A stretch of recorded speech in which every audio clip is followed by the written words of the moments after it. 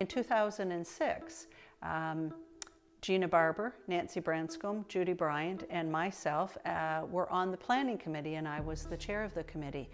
And which meant 4 of us had the majority of the vote on the committee.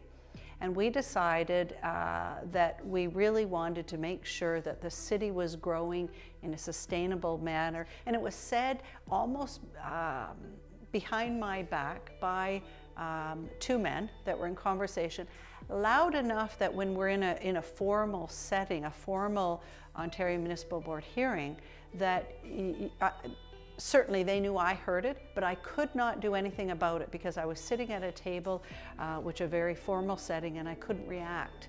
And I think maybe in hindsight that gave me the opportunity to think about what it was they were trying to do, to think about the fact that it was in that setting at that moment, and it told me very strongly they didn't like what we were doing.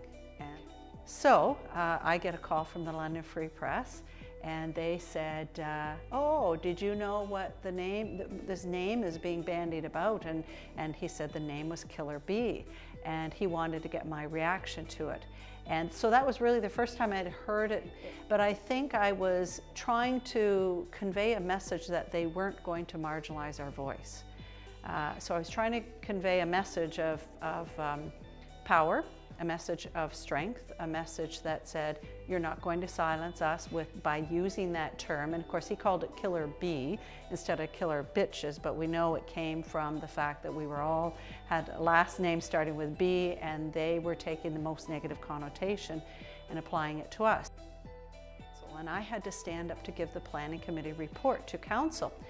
I chose very quickly, I got copies of Killer Bee pictures off the website and stuck a Killer Bee on my lapel when I went into council, and stood up and said it was really interesting to be reading the London Free Press and the reference some colleagues had around us being killer bees. And of course none of them really would stand up and say it was them. We knew who was using the language. Anyway, so I stood up and said that with reference to the London Free Press article about the killer bees, I said, you know, I'm happy to be a killer bee. Bees are very industrious. They work really hard.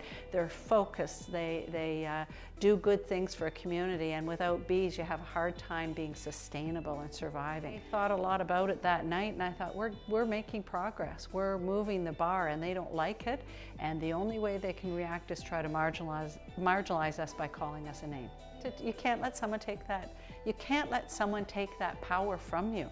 And you know, and I say that as a woman who's lived a number of years, and I think about young women in public school and high school, and people using that term simply because they can't argue fact, or they can't argue on the basis of good rational thought.